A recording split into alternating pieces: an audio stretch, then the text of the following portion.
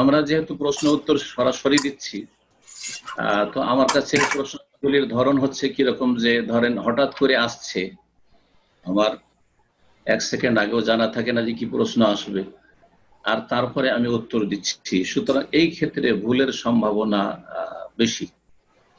খুব জটিল বিষয় এটি। সুতরাং এই বিষয়টি সময় আমাকে ভয় লাগে, এবং আপনাদের সবসময় এই ক্ষেত্রে এই বিশ্বাসটা রাখতে হবে যে মানুষ ভুলের ঊর্ধ্বে নয়, এবং মানুষ যতই চেষ্টা করে বলুক ভুল হতে পারে। আমরা তো সাধারণ এলিমের মানুষ, যারা বড় বড় আইম্মায়ে কেরাম, ইমাম আবু হানিফা, শাফি, মালিক, আহমদ, তাদের ভুল হয়েছে বলেই তো 4 মাযহাব বা 4টি মত হয়েছে। আর 4টি যে ঠিক তা না, 4টার মধ্যে একটা ঠিক, ওই একটা ঠিক যেটা সহি সেটাকে তলাশ করার চেষ্টা করাই হচ্ছে সঠিক পথ, যাতে করে অন্ধ অনুসরণ থেকে আমরা বেঁচে যেতে পারি। তো এইরকমই আমাদের আলোচনাগুলি তো হচ্ছে। যদি আমাদের কাছে ধরেন প্রশ্ন অনেক সময় হোয়াটসঅ্যাপে এসে থাকলো ভয়েসে, তারপরে সে বিষয়টা যদি দেখলাম যে একটু দেখি, আর একটু দেখে নি, দেখার সুযোগ পেলাম, তাহলে ভালো করে একটু তাজা করে এলেমটাকে আর তারপরে বললাম, তো তাতে ভুলের সম্ভাবনাটা কম থাকে। যদিও সবসময় মানুষ ভুল করতে পারে, পড়াশোনার পরেও ভুল করতে পারে। তো এইরকমই গত সপ্তাহে একটা প্রশ্ন এসেছিল, সেটা হচ্ছে আইয়ামে তাশরিকের সিয়ামগুলি সম্পর্কে, 11, 12, 13 জিলহজের সিয়ামগুলি সম্পর্কে।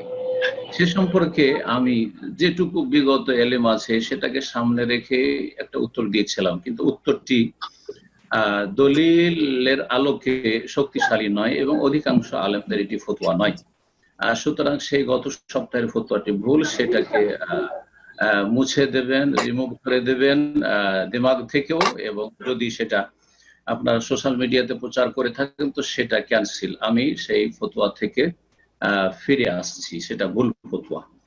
তাহলে সঠিক ফতোয়া কি শোনেন, তাহলে এই বিষয়ে একটু বিস্তারিত আলোচনা করে নি, ভালো হবে।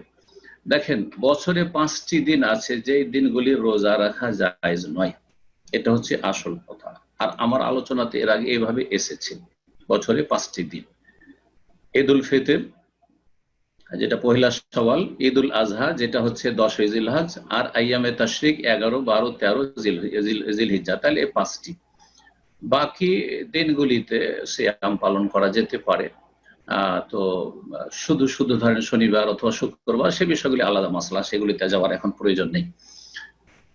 তো এই 5টি দিন, কিন্তু 5টি দিনের মধ্যে এখন শুনেন, প্রথম যে দুটো দিন 5টির মধ্যে, ঈদ উল ফিতর, ঈদ উল আজহা, এই দুটো দিনে সিয়াম পালন করা হারাম, জায়েজ নয় সর্বসম্মতিক্রমে, বিল ইত্তেফাক। এতে কোনো ইখতিলাফ নেই। এই দুটি দিনে রোজা রাখা মোটেই যাবে না, যে কোনো কারণ হোক না কেন, কারো জন্য রোজা রাখা যাবে না। রাসূলুল্লাহ সাল্লাল্লাহু আলাইহি ওয়াসাল্লাম ঈদ উল ফিতর, ঈদ উল আজহায় রোজা রাখতে নিষেধ করে, সহিহ বুখারীর হাদিস। বাকি থাকলে এখন তাহলে 3টি দিন, 11 এবং 12 জিলহিজ্জা, আইয়ামে তাশরিক। আইয়ামে তাশরিকের দিনগুলিতে রোজা রাখা যাবে না, এটি হচ্ছে ফতোয়া। কিন্তু এই ক্ষেত্রে হাদিস সহিহ মুসলিমে রয়েছে, হাদিসটি রয়েছে আইয়ামুত তাশরিকে আইয়াম আকলিন ওয়া শুরবিন ওয়া যিকরিল্লাহি তাআলা। আইয়ামে তাশরিক হচ্ছে আইয়ামু আকলিন, খাওয়া দাওয়ার দিন; ওয়া শুরবিন, পান করার দিন, অর্থাৎ পানাহারের দিন; ওয়া যিকরিল্লাহি তাআলা, এবং মহান আল্লাহর জিকির আজকারের দিন, মানে তাকবীর পাঠ করার দিন। তো এই দিনগুলি হচ্ছে তাহলে পানাহারের দিন এবং আল্লাহর জিকির আজকারের দিন, এই কথা বলেছে রাসূলুল্লাহ সাল্লাল্লাহু আলাইহি ওয়াসাল্লাম। এটি হচ্ছে সহিহ মুসলিমের হাদিস। আবু দাউদ একটি হাদিস রয়েছে, সেই হাদিস টিকে সহিহ বলা হয়েছে। সেই হাদিসে বলা হয়েছে যে রাসূলুল্লাহ সাল্লাল্লাহু আলাইহি ওয়াসাল্লাম এই আইয়ামে তাশরিকে সিয়াম পালন করতে নিষেধ করেছেন। সহিহ বুখারীতে আরেকটি হাদিস রয়েছে আয়েশা রাদিয়াল্লাহু তাআলা আনহা থেকে এবং ইবনে ওমর রাদিয়াল্লাহু তাআলা আনহু থেকে। তাতে রয়েছে যে আইয়ামে তাশরিকে সিয়াম পালন করতে পারবে না একমাত্র পারবে কে, যেই ব্যক্তি হজে তামাত্তু অথবা কিরান করলো, আর সেই ব্যক্তি কুরবানি দিতে পারলো না বা কুরবানির পশু, হাদির পশু পেল না, আর তাকে যে হজের অবস্থাতে 3টি সিয়াম পালন করতে হবে বাড়ি ফেরার আগে, আর বেশি সময়ও নাই, সে 13 তারিখের পরে ধরেন চলে যাবে দেশে। যারা এখানকার লোকাল হাজি 13 তারিখ 12 তারিখে চলে যায়, অনেকে 12 তারিখে সন্ধ্যাবেলা চলে যায়।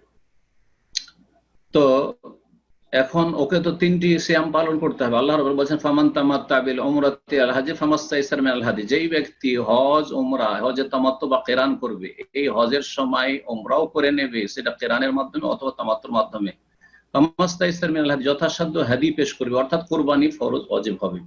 ফামান লাম ইয়াজিদ, কেউ যদি কুরবানি করতে না পায় বা কুরবানির পশু না পায়, তাহলে কি করবে?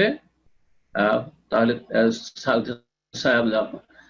আল্লাহ রাব্বুল বলছেন যে ফামান লাম ইয়াজিদ ফাসিয়ামু সালাসাতা আইয়ামিন ফিল হজ ওয়া সাবআতিন ইযা রাজাতুম, যদি কেউ কুরবানি করতে সক্ষম না হয়, পয়সা না থাকে অথবা কুরবানি পশু পেল না, তাহলে 3টি সিয়াম পালন করে ফিল হজ্জে, হজে থাকা অবস্থায়, এই হজের সফরে হজে থাকা অবস্থায় মক্কাতেই সিয়াম রাখতে হবে 3টি, ওয়া সাবআতিন ইযা রাজাতুম, এবং 7টি সিয়াম পালন করে রোজা রাখবে তোমরা বাড়ি ফিরে।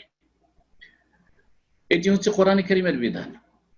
এখন একজন লোক ধরেন এমন সময় আসলো, যেই সময় এখানকার লোকাল হাজি অনেকে আছে, বা শেষ ফ্লাইটে আসলো, আসার পরে সরাসরি মেনা চলে গেল, আর মেনা গিয়ে সেই দিন হয়তো ওই রকম রোজা রাখা সম্ভব হলো না, অথবা একটা রাখলো 8 তারিখে, 9 তারিখে আরাফার দিন, সেই দিনও হাজিদের জন্য রোজা রাখা অপছন্দনীয়। তারপরে যদি কারো এইরকম যদি হাদির বিকল্প রোজা থাকে 3টি, তাহলে রাখা যেতে পারে। আচ্ছা, এক কথায় তার 3টি রোজা পুরা হলো না, এখনো 13 তারিখের পর চলে যাবে, আর হজের মৌসুম শেষ হয়ে যাচ্ছে, তো কি করবে? এখন 11, 12, 13 তারিখ ওই ব্যক্তি, ওই হাজি সাহেব রোজা রাখতে পারবে, যে 3টি রোজা মক্কায় রাখতে হয়, সেই রোজাগুলি কমপ্লিট করতে পারবে। এটা হচ্ছে জমহুর উলামা, অধিকাংশ উলামাদের ফতোয়া। এই ফতোয়াটা আজকে দিচ্ছি যে এছাড়া অন্য কোন রোজা, ধরেন কারো আইয়ামে বীজের রোজা 13, 14, 15 অভ্যাস আছে, তাহলে সে রোজা রাখবে না, যে উত্তরটা দিয়েছিলাম সেই রোজা রাখবে না, এটি হচ্ছে সঠিক মত। অথবা তার বৃহস্পতিবার আর সোমবার রোজা রাখা অভ্যাস, আর দেখা গেল যে 11, 12, 13 তারিখ বৃহস্পতিবার আর সোমবার পড়ছে, সুতরাং রোজা রাখবে না, যদিও তার আগের অভ্যাস আছে, এই আয়ামে শিখে রোজা রাখবে না। দ্বিতীয় মত হচ্ছে এই ক্ষেত্রে বাস বিষয়টিতে ইখতিলাফ রয়েছে, ঈদ উল ফিতর, ঈদ উল আজহার দিনে কোনো ইখতিলাফ নেই, সর্বসম্মতিক্রমে হারাম, কিন্তু আইয়ামে তাশরিকের রোজা সম্পর্কে দ্বিতীয় মত হচ্ছে এই দিনগুলিতে রোজা রাখা হারাম নয়, মাকরুহ।